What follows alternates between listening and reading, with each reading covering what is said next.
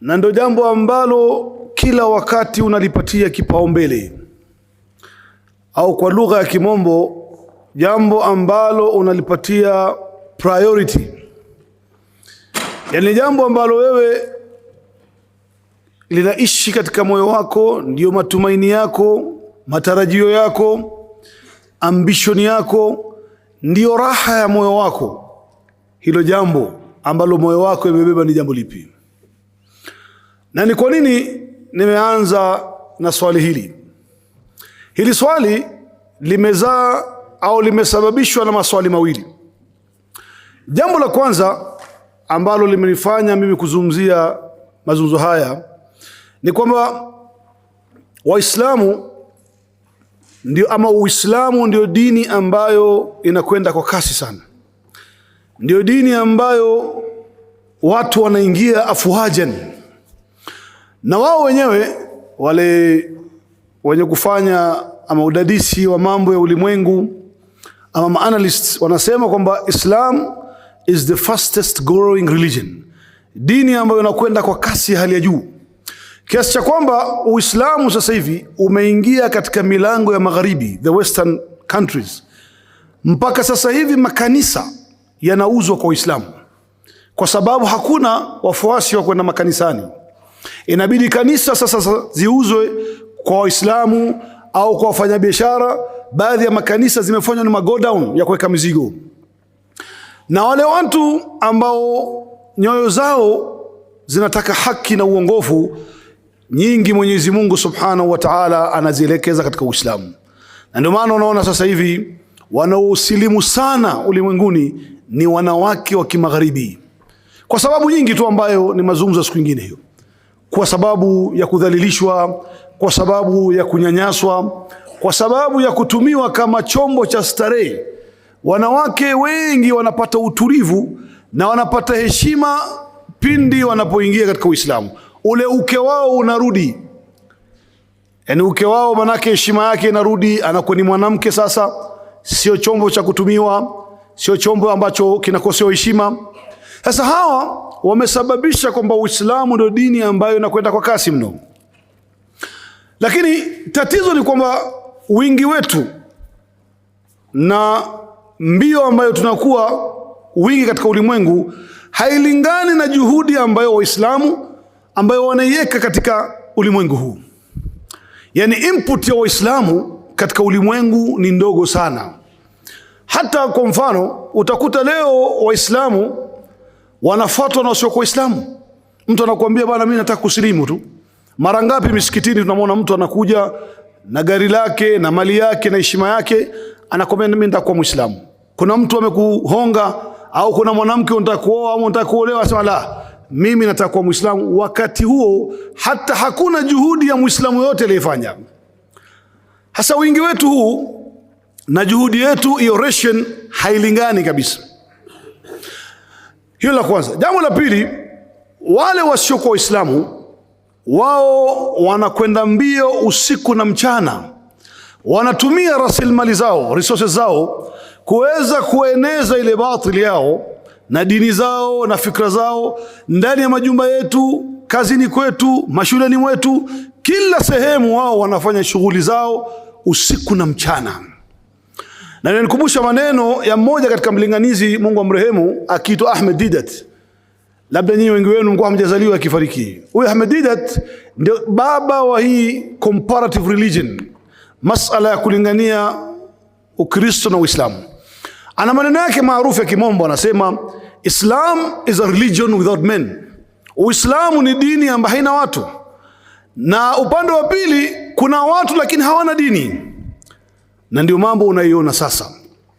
Na haya Mtume sallallahu alaihi wasallam alikuwa shatabiri, akasema sayati ala nasu zaman, itafika wakati Waislamu katika zama hizo za akhir zaman watakuwa wengi sana, lakini wingi wao hautawasaidia chochote, kiasi cha kwamba zile kaumu zingine au madini mengine yatawazunguka Waislamu kama vile watu wanavyoizunguka sinia ya chakula wanavyoila. Masahaba akamwambia Rasulullah, amin qillatin yawma idhin ya Rasulullah, tutakuwa wachache kiasi gani ambapo kwamba Waislamu watakuwa wamezungukwa hivi? Mtume sallallahu alayhi wasallam, bal antum yawma idhin kathir, siku hiyo mtakuwa wengi sana, walakinnakum ghuthaun ka ghuthau sayl, nyinyi mtakuwa wengi kama wingi wa povu la bahari, ile fomu ya bahari. Fomu ya bahari haina maana yote, haimsaidii mvuvi, haimsaidii mwenye kuogelea, haisaidii samaki, inapelekwa na upepo hivi, inarudishwa na mawimbi. Ndio mfano ambaye Mtume sallallahu alaihi wasallam alitoa na mfano wa umma wake katika akhir zaman, wingi wao utakuwa kama povu la bahari. Na ni mambo ambayo tunayaona dhahiri shahiri, tuko wengi lakini ghuthaun ka ghuthau sayl. Na hao wenzetu hawa wanakwenda mbio usiku na mchana kufikisha yale ambayo yamo ndani ya nyoyo zao, himma zao, priority yao ni kufikisha hiyo batil kwenye majumba yenu. Kuna madhehebu inaitwa Jehovah Witness, sijui kama mshawahi kuisikia. Jehovah Witness ni moja katika madhehebu ya Wakristo ambao wao ni mfano mzuri sana wa da'wa. Hawa ni watu wanalingania dini yao na madhehebu yao mlango baada ya mlango, wanakuja nyumba baada ya nyumba, tena wanakuja kwa heshima, wanagonga mlango, ukiwafungulia wanakusalimia, wanakujulia hali, wanakupatia vitabu ukasome kuhusiana na dini yao hiyo ya batil. Na wao wakati mwingine wanafukuzwa katika majumba, wanatukanwa, lakini wao kutukana kwao haiwafanyi wao kuvunjika moyo, wala hawatokurudishia na ubaya. Watasmile, wamefunzwa hivyo na waondoke. Na hiyo ndivyo da'wa inavyofaa kuwa. So wao wanakuwa mara nyingi himma yao iko juu kutushinda sisi, na ilhali wao katika batil na sisi katika haki. Yote ni kwa nini? Ni kwa sababu sisi tumeacha mafundisho ya Bwana Mtume sallallahu alaihi wasallam. Sasa angalia Mtume sallallahu alaihi wasallam alivyokuwa naishi na masahaba, akiwafunza kuwa na himma alia, kuwa na mtu na priority ambayo ni ya juu, na hii priority ambayo anaipatia makipaumbele itamsaidia duniani na kesho akhira. Mtume sallallahu alaihi wasallam aliwalewa masahaba mpaka masahaba ikawa fikra zao zote wanaangalia faida yao ya akhira. Sahaba anamwambia Mtume sallam, ya Rasulullah, dullani ala amalin yudkhilni aljanna. Allahu akbar. Mtume wa Mwenyezi Mungu, nieleze ama nielekeze katika amal nikifanya mimi itaniingiza aljanna. Hakuna sahaba aliyekuja kwa Mtume ambia Rasulullah, unaonaje nikileta mchele hapa, hawa makureshi hawajui mchele, biashara itakuwaje hapa? Au nikileta nguo, au nikifanya sio biashara ya samaki? La, wao siku zote walikuwa wanaangalia kitu ambacho kitawasaidia kesho akhira. Ambia Rasulullah, nieleze amali gani mimi nikifanya, ama ni amali gani bora ambaye Mwenyezi Mungu anaipenda, ahabbul a'mali Allah ni gani ya Rasulullah? Mtume anamwambia ni mtu kuswali kwa wakati wake, ni mtu kufanya amali yenye kudumu. Maswali yao inaonyesha ile priority walikuwa nayo na himma walikuwa nayo wao ni himma ambayo iko juu kabisa. Lakini sisi la kusikitisha leo, himma yetu imefungamana na dunia. Tunaangalia sana dunia. Awe ni daktari, atakuwa anaangalia vipi ataweza kuongeza elimu yake aweze kupata pesa zaidi. Akiwa ni mwalimu, akiwa ni mfanya biashara, akiwa ni mwanafunzi, anafikiria nikimaliza hapa masomo yangu nitapata kazi gani, which is okay. Lakini hiyo kweli ndio jambo ambalo Muislamu anafaa kuwa nayo ndani ya moyo wake, kwa sababu dunia ni ya kupita. Dunia ni mazra, ni shamba ya akhira. Kwa lazima wewe yale ambayo yanaishi katika moyo wako yani mambo kwanza ya kumridhisha aliyekuumba wewe, na ya mambo ambayo yanaishi ndani ya moyo wako lazima yafungamane na malengo na matakwa ambaye Mwenyezi Mungu akakuumbia wewe, na ni ibada. Allah subhanahu wa ta'ala anasema, wama khalaqtul jinna wal insa illa liya'budun. Mwenyezi Mungu subhanahu wa ta'ala hakuumba wanadamu na majini ila kwa taklifu moja, na ni ibada. Kwa hiyo chochote ambacho kitakuwa kwako ndiyo jambo la kukupendeza wewe, lazima kiwe kwanza ni jambo la kumridhisha Mwenyezi Mungu subhanahu wa ta'ala. Ndapo mfano leo tukikaa hapa na vijana wetu hawa, tuchukue vipande vya karatasi, tuwaambie kila mmoja tunamgaia kalamu na karatasi aandike mambo ambaye yeye anataka katika maisha yake, mambo ambaye anayapenda yeye. Tuandike, kila mtu awe mkweli na nafsi yake, na kila mmoja anajua nafsi yake. Uandike katika katika ile checklist yako, uandike 1 2 3 4 ni mambo gani ambayo wewe unayataka na unayaenzi katika maisha yako. Wallahi utashangaa kwamba wengi wetu sisi kitakachokuja kwanza ni mambo ambayo yamefungamana na dunia. Mtu atakwambia kazi, mke mzuri, mme mzuri, mali, uzuri. Kuna wengine mpaka sasa hivi wanatamani wawe watu maarufu, wawe ma-influencer. Ndio karia za watoto siku hizi. Anataka kuwa mtu ambaye maarufu, hata kama atakwenda kinyume na sheria ya Allah subhanahu wa ta'ala, lakini atrend, hata kama ni kumuudhi Allah subhanahu wa ta'ala. Hiyo ndo himma ya baadhi ya watu. Nikutana na mchezaji fulani, kama kijana mmoja asema mimi nimefurahi, ilikuwa mwaka juzi, anasema nimefurahi bwana, nimemsalimia mwimbaji mmoja ambaye sitaki kumtaja jina lake, hana maana kutajwa, hana thamani yote. Nimefurahi kutana naye nikamkumbatia, ilikuwa ni ndoto yangu mimi. Badala aseme hiyo ndoto yake kutana na alim katika maulama wa Kiislamu, au ndoto yake ilikuwa na haram Makkah katika mambo la, yeye kilichokuwa kimemfurahisha sana ndani ya moyo wake, akikienzi sana, ni kukutana na mwimbaji. Na ndio leo himma zetu. Kwa kila mmoja akichukua karatasi aandike anachokitaka yeye, utakuta wengi wetu sisi tumeweka dunia mbele. Na dini utaikuta labda itakuwa mwisho, ama hata dini kamwe mtu asiweke. Utasema gari, nyumba nzuri, kazi, niwe hivi, niwe kadha, na dini ndio mwisho. Lakini hivyo sivyo alivyotufunza Mtume sallallahu alayhi wasallam. Sasa Muislamu anafaa kuwa na himma gani? Himma ya Muislamu, tunarudia tena, lazima iwe ni mambo ambayo yanamridhisha Mwenyezi Mungu kwanza, mambo ambayo yatakusaidia wewe hapa duniani na kesho akhera. Mtume sallallahu alaihi wasallam, himma yake kwanza, labda tukifungua mazungumzo, himma kubwa ya bwana Mtume sallallahu alaihi wasallam ilikuwa ni ad-da'watu ila Allah, ni kulingania watu khair na kuwatakia watu khairi, kama alivyofanya alipopata utume.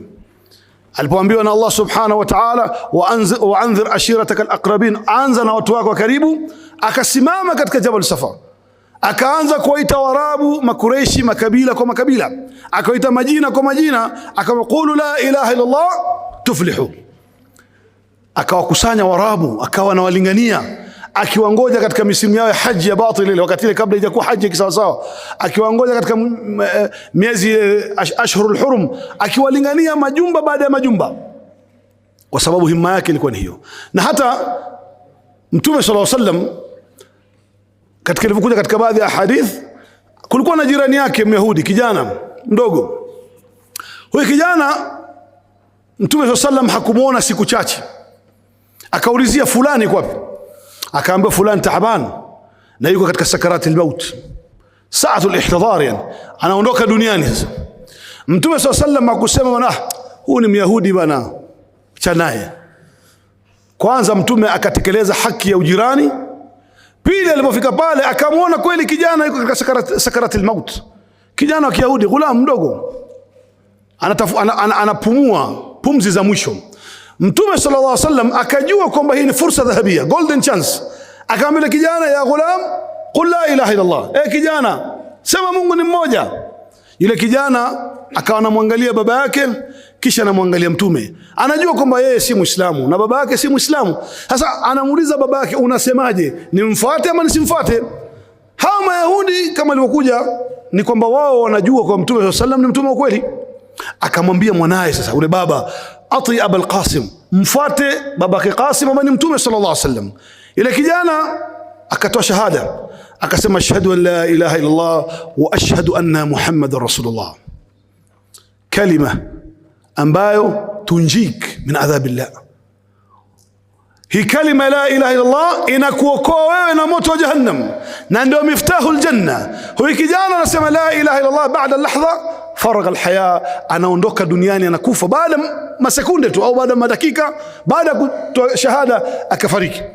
Mtume sallallahu alaihi wasallam akatoka pale, meno yake yote inaonekana kwa furaha, akasema alhamdulillah alladhi anqadhahu bi minan nar, namshukuru Mwenyezi Mungu subhanahu wa ta'ala amenijalia mimi kuwa ni sababu ya kijana kuepushwa na moto jahannam. Kalima hiyo ambaye leo imemwokoa huyu kijana, hakuswali, hakufunga, hakutoa zaka, hakuenda hija, lakini huwa min ahlul janna kwa sababu ya kalima. Wangapi katika sisi ambao tunawalingania wasio Waislamu kwa kalima nzuri, kwa tabia njema, kwa sadaka, kwa da'wa, illa wachache. Sisi ummatu Muhammad tumeitwa umma bora, sio kwa sababu sisi ni weupe sana au tuna nywele ya singa, la, kuntum khaira umma, nyinyi umma bora, ta'muruna bil ma'ruf wa tanhauna lil munkar, mnaamrisha mema na kukataza maovu. Na hiyo ndio ilikuwa himma ya bwana Mtume sallam. Ya kwanza ni kuwatakia watu khairi na kuwalingania katika dini, na ndivyo aliwafunza maswahaba zake. Wallahi kila nikikumbuka sahaba huyu mdogo Rabi' bin Ka'b al-Aslami, huyu mtoto mdogo kijana sahaba hajabalighi hata 12-13 years, alikuwa kazi yake kumchukulia Mtume maji ya wudhu. Mtume akitawadha akimwekea sitru. Wakati mwingine siku moja Mtume sallam watu wametoka vita vya jihad, ikawa kuna ngawira, ile buti ile mali imepatikana baada ya vita. Mtume akawa anagaia watu, na Rabi' bin Ka'b al-Aslami anamuona Mtume akigawa zile mali, mwenye kuja kutaka ngamia 10 anapewa, mwenye kutaka 20 anapewa. Mtume alikuwa yani kama alivyosema mmoja katika mabedui, alipopewa ngamia 10 nyekundu. Unajua ngamia zamani nyekundu moja ni sawa sawa na magari ya kifahari ya sasa hivi moja, ngamia moja. Hasa wewe tasawwur, mtu amekupatia hizi gari mafawil 10, ni furaha kiasi gani? Bodi mmoja akaenda akaambia huko badi ya mabedui wenzake, akaambia kuna mtu kule Makka au Madina ni Muhammad sallam la yakhsha min al-faqr, haogopi umaskini, anatoa tu. Hasa huyu Rabi' bin Ka'b al-Aslami anamuona Mtume anagawa zile ngawira, anapatia huyu, kisha Mtume akamwambia, salni ya Rabi', unataka nini wewe? Rabi' bin Ka'b al-Aslami akamwambia Rasulullah, ngoja nikafikirie kidogo. Angalia mtoto mwenye akili huyu, hakuruka tu nipe ngamia ama nipe farasi au nipe ile mkuki au mshala. Ambia wacha nikafikirie kidogo. Akaenda kakaa pembeni akafikiria, akarudi. Ambia Rasulullah, as'aluka murafaqatuka fil janna. Allahu akbar. Mtoto mdogo anamwambia Mtume, nataka kuwa rafiki yako fil janna. Hakuomba jannatul naim au jannatul firdaus, aliomba kitu kubwa kushinda hiyo, na ni kuwa rafiki yake Mtume fil janna. Leo kwa ni vijana wetu wadogo, acha hata sisi wazee, Mtume anatuambia salni, unataka nini?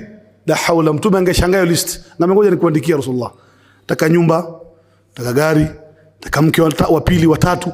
Yani tungeomba dunia tu sisi, nataka ndio hivi na hivi. Kama ni vijana, ngombe nataka jezi ya ball ambaye imeandikwa jina yangu kwa Kiarabu. Unafikia mtu akiandika jina kwa Kiarabu basi imekuwa ni timu ya Kiislamu hiyo. Mtu akamwambia niandikie jina langu kwenye jezi yangu kwa Kiarabu.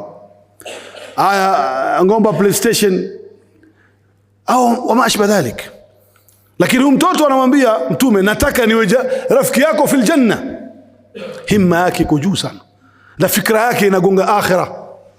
Ndio Mtume sallallahu akamwambia, au ghaira dhalik, ni hilo ama jambo lingine? Akamwambia huwa dhak, mimi nataka hilo tu. Mtume akamwambia maneno mazuri ambaye ilimfaa yeye pamoja na sisi. Mtume akamwambia, Rabi, a'inni ala nafsika bikathrati sujud, isaidie nafsi yako kwa kukithirisha kusali sana sala za sunna, qabliya, ba'diya, qiyamul layl, dhuha, witri, usiache. Na inasemekana katika ahlu tarikh wasema kwamba hakuacha Rabi' bin Ka'b al-Aslami mpaka ameingia kaburini, alikuwa ni mtu wa kuswali sana sunna. Himma alia. Hawa watu walikuwa na himma ya juu sana, hamu yao kubwa ilikuwa ni akhirah. Mtume sallam يوم من الايام amekaa na masahaba wengine kibaru sahaba, maansari wengine muhajiri, wamekaa pale. Mtume baada alfajiri kawaida yake alikuwa anapenda kuuliza maswali, nani ameota ndoto? Mtume anamtafsiria ndoto yake. Nani mwenye maswali ya kuuliza anajibu maswali. Nani mwenye shida, alikuwa akitatua mambo mengi pale. Msikiti ilikuwa ni ofisi ya Waislamu, kila mwenye shida yake analeta pale, ambaye Rasulullah, mimi bana sijakula jana, nani atamlisha huyu? Mimi bana ya Rasulullah, tangu jana mvua hakuna, anaombewa mvua. Ilikuwa Muislamu anajua mahali ya kupeleka matatizo yake ni msikitini, na Mtume alikuwa kama baba yao. Siku hiyo Mtume sallallahu alayhi wasallam amekaa na maswahaba, baada ya kujibu maswali akawaambia hadithi katika Sahih Muslim, akawaambia katika umma wangu wataingia 1070 fil janna bighairi hisabin wala iqab. 1070 katika ummatu Muhammad wataingia aljanna, hakuna kuulizwa wala kuadhibiwa, watapata free pass ya kuingia aljanna. Sahaba jalil al-Ansari Ukasha bin Mahsan akamwambia Rasulullah, ud'u li ana kuna minhum, yaambie kwa Mwenyezi Mungu katika wao hawa. Mtume akamwambia anta min, wewe katika wao. Ukasha amewahi pale kwa pale, hakusema acha nikafikiria akaona fursa, nafasi ya kufanya khairi, akamwambia Rasulullah, niombe na mimi katika hawa watu 70. Mtume akamwambia katika wao, biwana ashamwambia dua. Na wengine akamwambia wana masahaba wengine baadaye akamwambia mimi niombe. Mtume akamwambia la, sabakakum ukasha, kisha watangulieni ukasha. Himma ya kurukia khairi. Fursa ngapi za khairi zimekujia kijana wa Kiislamu na mtoto wa Kiislamu? How many times fursa zimekujia za kufanya khairi, unasema nitafanya kesho nitafanya mimi hivi, bado mimi mdogo bwana, hii nitafanya nikifika 40, hii nitafanya next week, nitaanza saufa. Wanasema ghad yawmul ajizin, kesho ni siku ya uongo, wavivu. Wallahi inanikumbusha kisa kimoja. Kijana mmoja miaka ya nyuma, mwezi wa Ramadhani, ilikuwa Ramadhani kama leo au kesho, watu wanatafuta mwezi. Alhamdulillah mwezi kaonekana.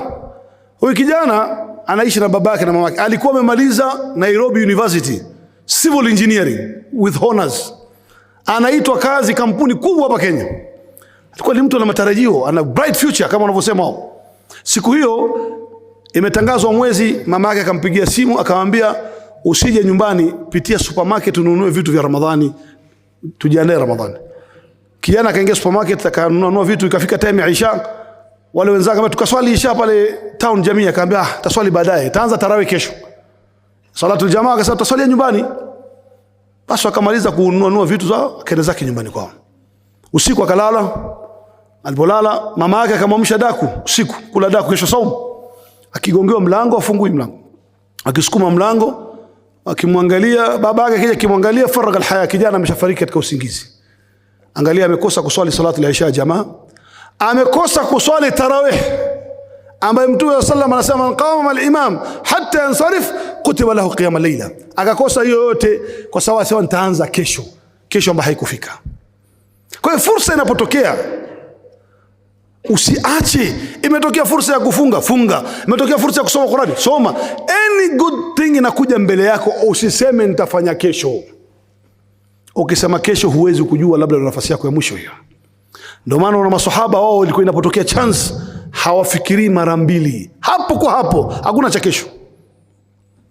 Na ndio maana Mtume sallallahu alaihi wasallam aliweza kuishi na watu kama hawa na kuwalea wakawa ni khairun nasi, kama alivyosema Mtume sallam, khairun nasi qarni thumma alladhina yalunhum thumma alladhina yalunhum. Watu bora ni wale ambao waliishi wakati wa Mtume. Hao ni watu bora, kwa sababu hao bora wao sio kwa sababu nyingine, ni kwa sababu walikuwa wao wakitaka sana kumridhisha Mwenyezi Mungu na kuangalia ni amali gani ambayo itawafikisha kesho. Na mifano ni nyingi sana, hata katika ibada hakuna kama wao. Ibada inapotokea fursa hawaachi waseme nitafanya kesho. Katika Sahih Muslim vile Mtume sallallahu alaihi wasallam يوم من الايام anauliza masahaba baada salatu al-fajr, man minkum al-yawm asbaha sa'iman, nani kati yenu leo amefunga? Bimaana hii ilikuwa ni saumu ya Ramadhani, ilikuwa ni saumu ya sunna. Akimtoa nani amefunga, ni saumu ya ikhtiyari, ya mtu kuchagua. Abu Bakar akasema ana ya Rasulullah, mimi nimefunga leo. Na hii si kwa sababu ya riya au kutaka kujionyesha. Aliyeuliza ni Mtume sallallahu alaihi wasallam, na Mtume akiuliza lazima ajibiwe. Akasema ana Rasulullah, mimi nimefunga. Kisha Mtume sallallahu alaihi wasallam akauliza man minkum al-yawm at'ama miskinan, nani amelisha maskini leo? Abubakar akasema ana Rasulullah, mimi nimelisha maskini. Nilipokuwa nakuja kuswali msikitini nikampata maskini anaomba katika nje ya mlango wa msikiti, na mimi nilikuwa na mtoto wangu yule mjukuu wangu mdogo, nimemshika mkono, ana kipande cha mkate, nikamnyang'anya nikampatia yule maskini, nikamlisha maskini. Kisha Mtume akauliza man minkum leo aada maridha, nani kamtembelea mgonjwa leo? Abu Bakar akasema ana Rasulullah, mimi vile nimtembelea mgonjwa. Nilisikia Abdurrahman bin Auf ni mgonjwa, kabla nilipokuwa natoka kuja msikitini nikapita kwake, nikamjulia hali, nikamtilia dua. Angalia khairi mtu anaanza sangapi. Na ndio maana Mtume akasema katika hadithi nyingine, burika ummati fi bukuriha, umma wangu umebarikiwa kwa kuamka mapema. Angalia baraka za Abu Bakar, ameanzia saa ngapi? Kashafunga siku hiyo, kashalisha maskini, kashamuona mgonjwa. Kisha Mtume akauliza man minkum limtaba janaza, nani kati yenu leo amesindikiza janaza au nani ameswalia janaza? Akasema ana Rasulullah, mimi nimeswalia janaza. Kulikuwa na janaza imeletwa pale wakaswalia. Mtume akasema havikusanyiki hivi ama mambo haya ama hizi khisal inna sifanne illa dakhala aljanna, ama ni mtu wa peponi huyo. Himma ya ibada. Isal nafsak, iulize nafsi yako pamoja na mimi, Tangu asubuhi mpaka sasa hivi ni lipi la kheri ulilofanya wewe? Ni fursa ngapi zimekuijia wewe ambazo umezipoteza hivi hivi? Imekuja alfajiri, umeamka mapema, una nafasi ya kuswali japokuwa rakaa 2 fi jawfi al-layl. Umeamka labda saa 10 usiku au usingizi umeruka au umeshtuka tu, Mungu amekujalia usingizi umeisha tu, anakutakia kheri Allah, uamke uswali japokuwa rakaa 2 fi jawfi al-layl. Nani amefanya? Mnaangalia saa, ala mikilia sana, unaizimilia mbali, unarudi kulala. Fursa ya kuamka usiku kuomba dua ambaye Allah subhanahu wa ta'ala yanzilu ila samai dunya. Una fursa ya kuswali rakaa 2 za qabla al-fajr ambayo ni khairu min ad-dunya, kasema taswali baadaye tu. Usingizi ukakupita, swala alfajiri jamaa imekupita, yani wewe siku yako yote imeharibika kuanzia usubuhi. Fursa unazo, una time ya kusoma Qur'ani japokuwa peji moja hutaki kusoma. Wallahi haitushindi si kusoma Qur'ani, haitushindi. Ukitaka kujua sisi tunachezea fursa zetu, sisi tumekuwa na Sheikh Said mara nyingi majela, hata juzu kwa jela kwenda kuona wafungwa nani. Wallahi ndugu zangu na watoto wangu, most of you ni age watoto wangu, hakuna jambo ambalo mwanadamu analililia na kulijutia wallahi